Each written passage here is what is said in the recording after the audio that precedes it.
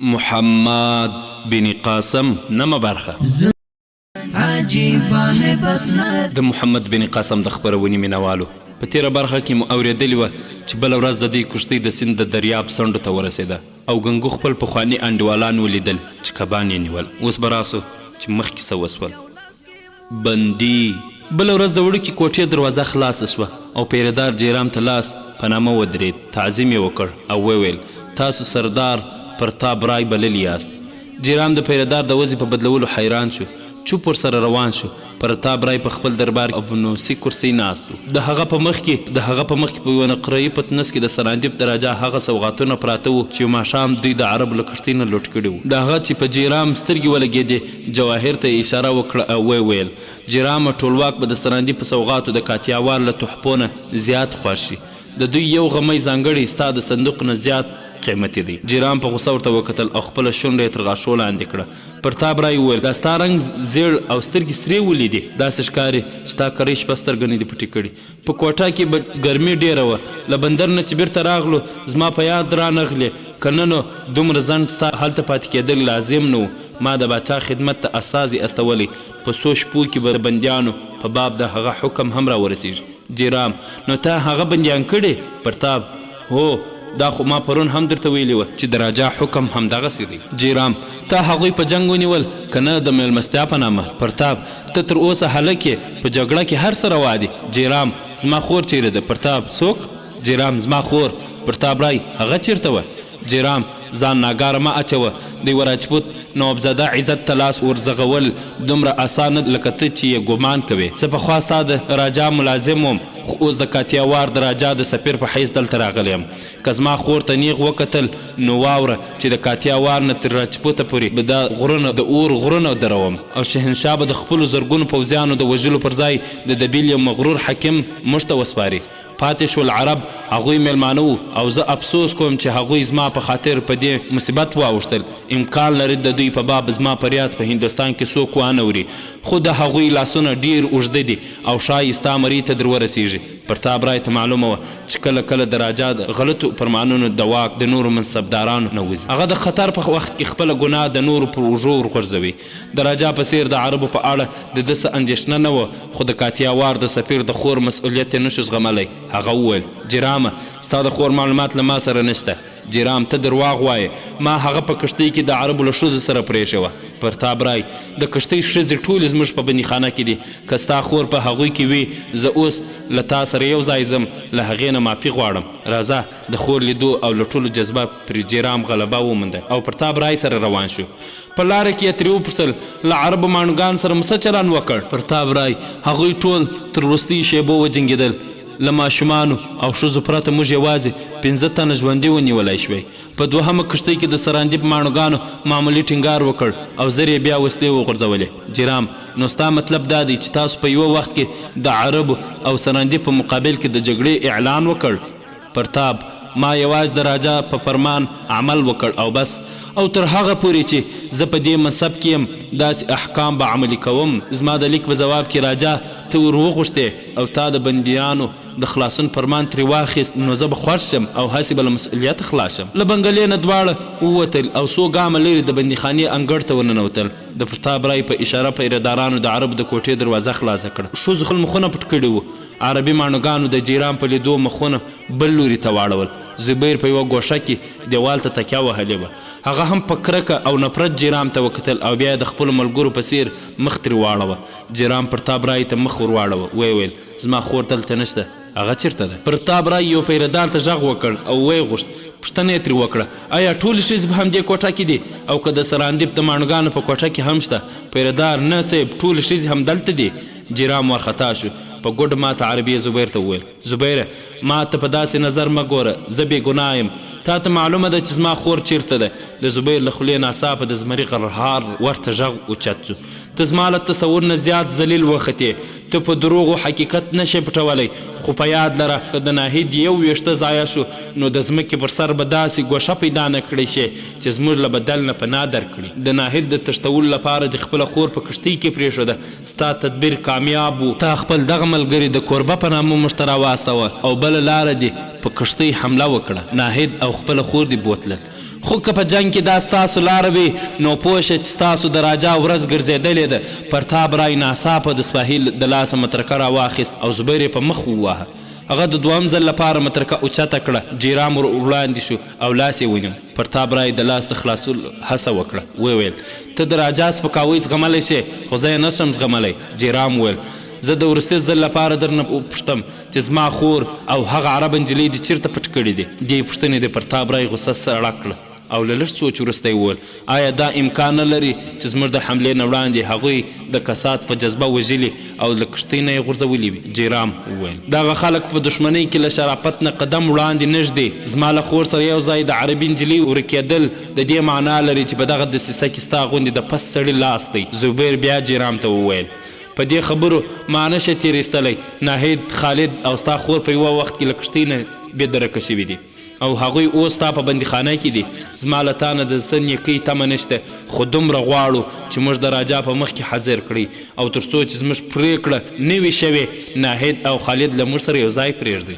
پرتاب رای ټکان وخوړ. وویل زه اوس وپوهېدم جیرامه که له کښتۍ نه د ښځو نه علاوه څوک نارینه هم ورک دی نو معامله صافه ده. د تېرې شپې یو سرکاري کښتۍ هم ورکه شوې ده خو هغوی ډېر لرې نشي تښتېدلی. ته راځه. پرتاب رای او جیرام له بندیخانې نه ووتل. په اسونو سپاره شول او په ځغاسته بندر ته ورسېدل. هلته پیرهدارانو ماښام د یوې کښتۍ د ورکېدو خبره تایید کړه او د مایا په باب د جیرام اندېښنه زیاته شوه. پرتاب رای څو کښتۍ یوې او بلې خواته د لټون لپاره واستولې او جیرام ته یې ډاډ ورکړ چې هغوی ډېر لرې نشي تلای. جیرام بیا له پرتاب سره بیرته ښار ته راغی. تر غرمې چې د مایا د موندلو خبر وانه ورید نو بېتابه سو او بندر ته د تګ اراده وکړه خو د پرتاب رای استازي راغی او هغه وویل محل ته یې وروغوښت. د محمد بن قاسم د خپرونې مینوالو د پرتاب رای د ماڼۍ په بڼ کې زبیر او علي د ناریالو په ونو پورې تړلي وو. پرتاب رای د هغه څو سپاهیان او 2 تنه جلادان ورته درولي وو. د علي او زبیر سرونه کښته وو. په لوس بدن یې د مترکو تغمې وې او داسې ښکارېدل چې هغوی یې ډېر زیات وهلي وو. یوه سپاهي د جیرام د راتګ خبر ورکړ او پرتاب رای جلادانو ته د مترکو د وهلو اشاره وکړه. زبیر د یوه غره په څېر ولاړ و خو د علي حوصلې ځواب ورکړی و او د مترکو له هر ګزار سره تر خوله چیغه وتله. جیرام چې د باغ په درشل کې پښه کښېښوده د علي چیغې یې واورېدې. ورمنډه یې کړه او یو په بل پسې 2 جلادان لرې ډیکه کړل. پرتاب رای ته یې وکتل. وویل دا ظلم دی ګناه ده. تا له ما سره واده کړې وه چې د دوی فیصله به راجا کوي. پرتاب رای علي ته اشاره وکړه. وویل دغه هلک سپاهیانو په ښار کې موندلی. معلومیږي چې ستا د خور معلومات ورسره شته ځکه هم له هغه کښتۍ نه ورک شوی و.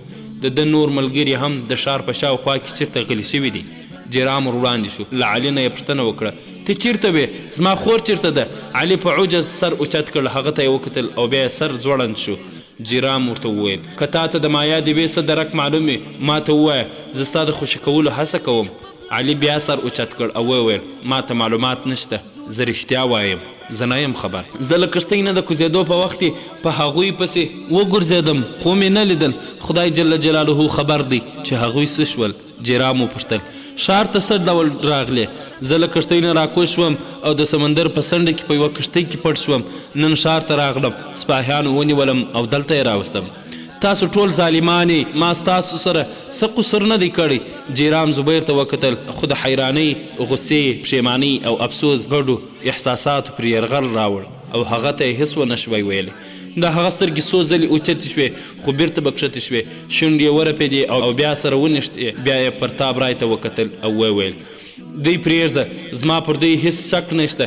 پرتاب رای وویل زه دوی چېرته پرېښودلی شم؟ که ستا خور په کښتۍ کې وه نو ضرور به دوی ته معلومه وي چې څه شوه. ته تر اوسه ما مجرم بولې او زه د دې په اعتراف ځان له دې جرم نه خلاصوم. اوس به یا دوی په دې اعتراف کوي چې ستا خور یې د حملې په وخت کې وژلې او مړی یې سمندر ته غورځولی او یا به ته اعتراف کوي چې خور دې نه وه هسې دې زما د ویرولو لپاره یوه پلمه پیدا کړې وه. پرتاب رای بیا جلادانو ته حکم وکړ او هغوی په زبیر او علي د مترکو ګزارونه پیل کړ. جیرام چیغې کړې ودرېږئ ودرېږئ دا بې ګناه دي دا ظلم دی هغوی پرېږدئ. خو دا ټولې چیغې بې اثره وې. جیرام ور وړاندې شو. یو جلاد یې په خوله په سوک وواهه خو د پرتاب رای په اشاره څو سپاهیانو راونیو او شاته یې کش کړ. جیرام د سپاهیانو نه د ځان خلاصولو هڅه وکړه. علي اوس د چیغو پر ځای نیم بېهوشه او ورو ورو یې زګیروي کول. زبیر د هرې مترکې له وار یو ځل جیرام ته کتل او بیا یې سترګې پټې کړې. بالاخره د علي د زګیرویو غږ چوپ شو او د سترګو غړولو او سر اوچتولو توان د زبیر هم تمام شو. پرتاب را یوه سپاهي ته وویل چې سره شوې اوسپنه راوړي. جیرام بیا چغه کړه پرتاب ته ظالم یې، پست یې، ما ته چې کومه سزا راکوې رایه کړه، خو هغوی ته سم مه وایه. پرتاب راغی وغرید او ویل ما ته ستا د شکنځلو پروا نشته، ستا فیصله ما راجا ته پرېږې، خو اوس د دوی ژوند زما په لاس کې دی. زه به د دوی سترګې باسم، د دوی غوښې به وشکوم. دا ممکنه نه ده چې دوی ژوندي وي او ته راجا ته ولاړ شې او د خپلې خور د ورکېدو پړه زما په اوږو راواچوې. که ستا خور له کښتۍ نه ورکه شوې ده نو زه به یې خامخا درک لګوم. د دوی لپاره که ماته د هغو ټولو ښځو او ماشومانو سره د دغسې چلن ضرورت شي دریغ یې نه کوم. سپاهي د سرې اوسپنې سیخ پرتاب ته ورکړ او هغه د زبیر په لوري ورنږدې سو. جیرام په زوره وویل نه ودرېږه، زما خور په کښتۍ کې نه وه، زه یوازې راغلی وم، ما یوازې د دوی ژوند بچ کول غوښتل. پرتاب رای ځواب ورکړ زه په څه ډول ډاډه شم چې ته د راجا په مخ کې زما پر خلاف بیا دا دعوه ونه کړې او هغه زما پر خلاف ونه لمسوې. جیرام زه وعده کوم پرتاب د یوه راجپوت نوابزاده وعده په ما اعتبار وکړه. پرتاب ته به دا شاهدي هم وایې چې له کښتۍ نه هیڅ یوه ښځه نه ده ورکه شوې. جیرام که ته دوی خوشې کړې نو زه دې وعدې ته هم تیار یم. پرتاب د دوی پرېښودل او نه پرېښودل د راجا کار دی. زه یوازې دا وعده در کوم چې نور به دوی ته څه زحمت نه ورکوم. ته به د راجا د وړاندې دا اقرار هم کوې چې د دوی د پرېښودلو هڅه دې کوله او ما ته دې په کښتۍ کې د خور د موجودیت پلمه وکړه. جیرام په ما ته خوړلې لهجه وویل زه دا وعده هم کوم. پرتاب د اوسپنې سیخ لرې وغورځاوه او ویل زه دې هسې پریشانه کړم. د محمد بن قاسم د خپرونې مینوالو زبیر چې په خود شو سترګې یې وغړولې، علي ته نږدې په بندیخانه کې پروت و. جیرام په یخو اوبو یوه لوټه لمده وه او د ده زخمونه یې ټکورول. یوې ښځې د علي را په خود کولو هڅه کوله.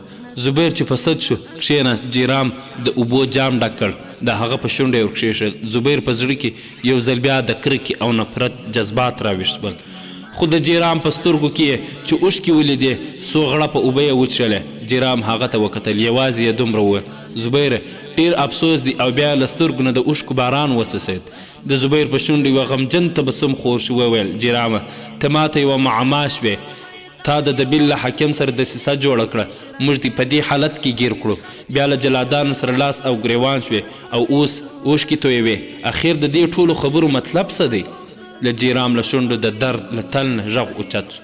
زبیره په ما اعتبار وکړه، زه ستا دوست یم، تا زما ژوند وساته او یو راجپوت نیکي هیرونکی نه وي. د دبیل سردار له ما سره دوکه وکړه، ستاسو په کښتۍ له حملې نه وړاندې یې زه په یوه کوټه کې بندي کړم. ته په ما بدګمانه یې، ما دوکه باز ګڼې، خو زه بې ګناه یم. که خدای جل جلاله موقع راوسته زه به دا درته ثابتوم. زبیر وویل که ته په دسیسه کې شریک نه یې نو ووایه چې خالد او ناهید چیرته دي. جیرام ځواب ورکړ چې تاسو د مایا معلومات نشته، ما ته به د خالد او ناهید په باب څه معلومات وي؟